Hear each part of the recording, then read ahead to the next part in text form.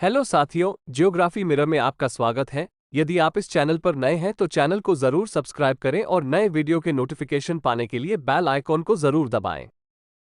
Video को शुरू से लेकर लास्ट तक जरूर देखें। पिछली वीडियो में आपने देखा था सौरमंडल में पृथ्वी, इन सौरमंडल में पृथ्वी का क्या स्थान था। और आज की इस वीडियो में लेकर आए हम अध्याय दूसरा।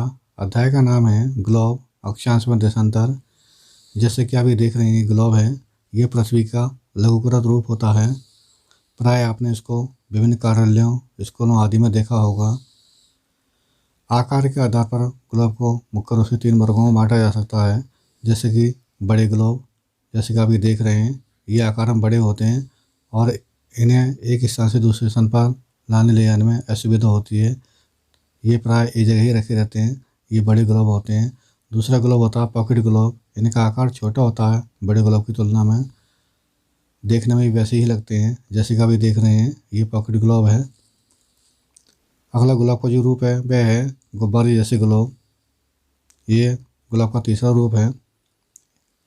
ये आकार में बड़े होते हैं और हवा भरने पर ये बड़ा आकार ले लेते हैं, और जैसे ही इनमें से हवा निकाल ली जाती है तो ये छोटे हो जाते हैं और इन्हें बैग आदि में आसानी से रख सकते हैं और एक स्थान से दूसरे स्थान तक ले जा सकते हैं। ग्लोब मुख्य रूप से 3 प्रकार के होते हैं, बड़े ग्लोब, दूसरे हैं पॉकेट ग्लोब और तीसरे हैं गुब्बारे जैसे ग्लोब।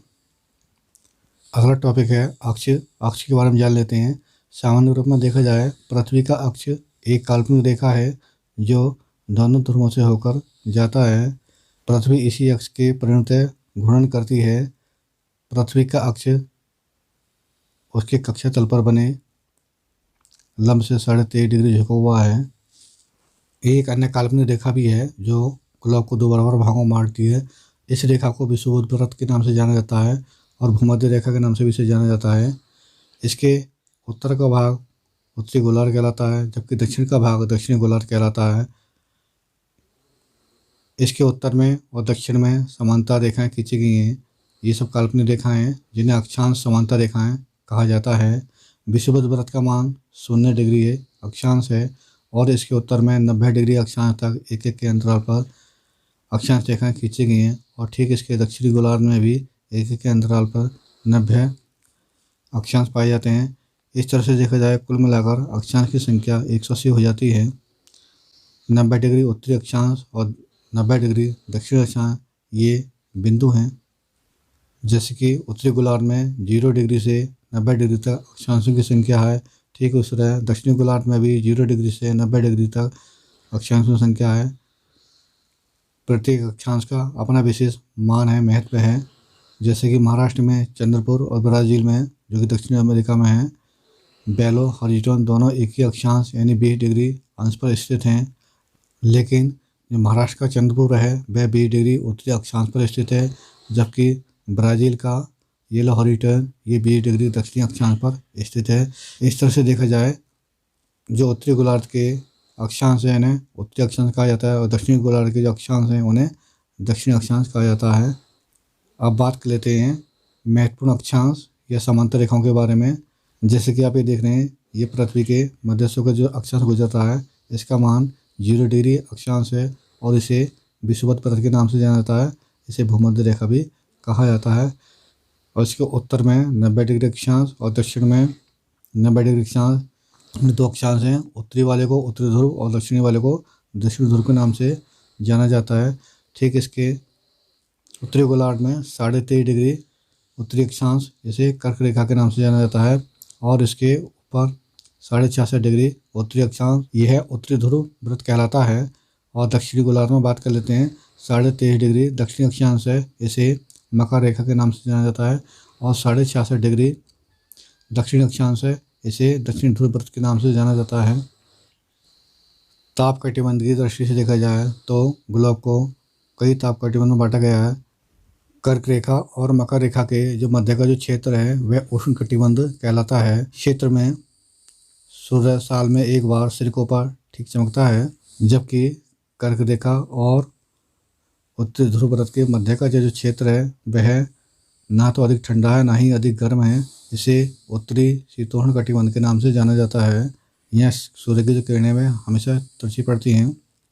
66.5 और 90 डिग्री उत्तरी अक्षांश के मध्य का जो क्षेत्र है वह उत्तरी शीत कटिबंध कहलाता है।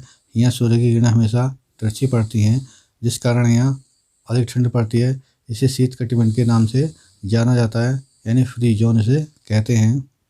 दक्षिण गोलार्ध की बात करें तो दक्षिण गोलार्ध में 13.5 डिग्री दक्षिण अक्षांश और 66.5 डिग्री दक्षिण अक्षांश के मध्य का जो क्षेत्र है वह दक्षिणी शीतोष्ण कटिबंध कहलाता है। यहाँ भी सूर्य की किरणें जो है साल भर में सिर के ऊपर नहीं चमकती हैं, हमेशा यहाँ सूर्य की किरणें तिरछी चमकती हैं, जिस कारण यहाँ तापमान उष्ण कटिबंध की तुलना में कम पाया जाता है।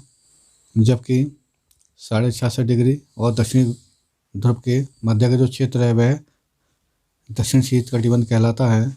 यहाँ सूर्य की किरणें हमेशा तिरछी पड़ती है, जिस कारण यहाँ तापमान बहुत ही कम होता है और साल भर ये क्षेत्र बर्फ से ढका रहता है। अधिक ठंडी होने की वजह से इसे दक्षिण शीत कटिबंध के नाम से जाना जाता है। यानी आप देख चुके हैं उत्तरी गोलार्ध में कर्क रेखा जो 23.5 डिग्री उत्तरी अक्षांश जिसका मान है, दक्षिणी गोलार्ध में मकर रेखा 23.5 डिग्री दक्षिण अक्षांश जिसका मान है, विषुवत व्रत के 66.5 डिग्री उत्तरी में उत्तरी ध्रुव व्रत ये भी आपने देखा, और विषुवत रेखा के दक्षिण में 66.5 डिग्री दक्षिण में दक्षिण ध्रुव व्रत ये भी आपने देखा था। पृथ्वी के ताप कटिबंध, यानी पृथ्वी के ताप कटिबंध को जैसे कि आपको बता चुके हैं, इन्हें 3 भागों में बांटा गया है, उष्ण कटिबंध, शीतोष्ण कटिबंध और शीत कटिबंध। अब बात कर लेते हैं देशांतर के बारे में कि देशांतर क्या है। यानी किसी भी स्थान की स्थिति को बताने के लिए उस स्थान के अक्षांश के अतिरिक्त एक अन्य चीज़ की जरूरत पड़ती है, जिसे देशांतर कहा जाता है। जैसे कि आप देख रहे हैं दोनों ध्रुवों को मिलाती ये जो रेखा है, काल्पनिक रेखा है, इन्हें देशांतर रेखाओं के नाम से इन्हें जाना जाता है। इनकी कुल मिलाकर जो संख्या है वह 360 है। जो 0 डिग्री देशांतर रेखा है उसके पूर्व में 180 और 0 डिग्री देशांतर रेखा के पश्चिम में 180, इस तरह से कुल मिलाकर इनकी जो संख्या वह 360 हो जाती है। आपको बताते चलें इंग्लैंड में एक ब्रिटिश राज की वेधशाला है जहाँ से गुजरने वाला जो देशांतर है जिसका मान 0 डिग्री देशांतर है, इसे प्रमुख यमोत्तर के नाम से जाना जाता है। इसके ठीक पूर्व में 180 देशांतर और इसके पश्चिम में 180 देशांतरों की गणना की जाती है। 0 डिग्री देशांतर के पूर्व का भाग पूर्वी गोलार्ध कहलाता है, जबकि 0 डिग्री देशांतर के पश्चिम का भाग पश्चिमी गोलार्ध कहलाता है। अक्षांश और देशांतर रेखाओं के जाल को ग्रिड कहा जाता है। जैसे कि आप ये देख रहे हैं इसमें अक्षांश और देशांतर रेखाओं का जाल है और इसे ग्रिड के नाम से जाना जाता है। देशांतर और समय, जैसे कि हम सभी जानते हैं हमारी पृथ्वी 24 घंटे में एक चक्कर लगाती है, यानी 360 डिग्री पूरा घूमती है। यानी कह सकते हैं 360 डिग्री घूमने में पृथ्वी को 24 घंटे का समय लगता है। 24 घंटे को यदि मिनट में परिवर्तित किया जाए तो यह 1440 मिनट का समय लगाती है। और इस तरह से देखा जाए तो 1 डिग्री घूमने में पृथ्वी को 4 मिनट का समय लगता है। अब देख लेते हैं देशांतर और समय के बारे में। समय को मापने का सबसे अच्छा जो साधन है वह पृथ्वी, चंद्रमा और ग्रहों की गति है। सूर्योदय और सूर्यास्त प्रतिदिन होता है, अतः स्वाभाविक है कि सूर्य पूरे विश्व में समय निर्धारण का सबसे अच्छा साधन है। स्थानीय समय का अनुमान जो है सूर्य की से बनने वाली परछाई से किया जा सकता है। जो सबसे छोटी जो परछाई होगी वह दोपहर के समय होगी और सबसे लंबी परछाई सुबह और शाम को देखी जाती है। आप सभी जानते हैं हमारी पृथ्वी पश्चिम से पूर्व की चक्कर लगाती है। अगला जो टॉपिक है मानक समय, यानी हम मानक समय क्यों मानते हैं। सामान्य रूप में देखा जाए तो अलग अलग यामियोत्तर पर स्थित स्थानों का स्थानीय समय में अंतर होता है। इस स्थानीय समय के अंतर को दूर करने के लिए एक मध्य से गुजरने वाली देशांतर रेखा के समय को पूरे देश का जो मानक समय मान लिया जाता है। हमारे भारत के मध्य से जो गुजरने वाला देशांतर है 82.5 डिग्री जो कि इस तरह से गुजरता है। यहाँ का जो स्थानीय समय इसी को पूरे देश का मानक समय माना गया है। जैसे कि आप देख रहे हैं जो 97 डिग्री पूर्वी देशांतर है, यहाँ का स्थानीय समय अलग है और यहाँ के स्थानीय समय अलग है, यानी पश्चिम में बिल्कुल। इन दोनों के जो स्थानीय समय में अंतर आता है वह लगभग 2 घंटे का आता है।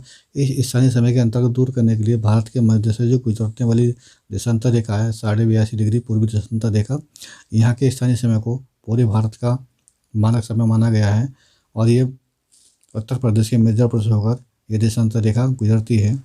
यदि आपको यह वीडियो अच्छी लगी हो तो वीडियो को लाइक और शेयर ज़रूर करें, और यदि आप चैनल पर नए हैं तो चैनल को ज़रूर सब्सक्राइब करें। मिलते हैं अगले वीडियो में एक नए टॉपिक के साथ, तब तक के लिए धन्यवाद।